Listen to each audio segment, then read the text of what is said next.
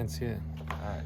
So those of you looking for your oil filter on your M4 Comptech, you're not going to see it anywhere because it's buried behind the intake manifold and a strut brace and 14 different covers, and it's going to make a mess. BMW sells a special tool, which one you can buy, or you can just shove a bunch of paper towels down there. It's going to do the same thing.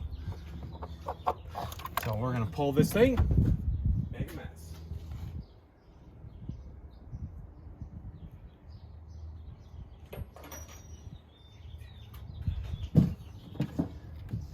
And you can't see it because it's buried clear back here.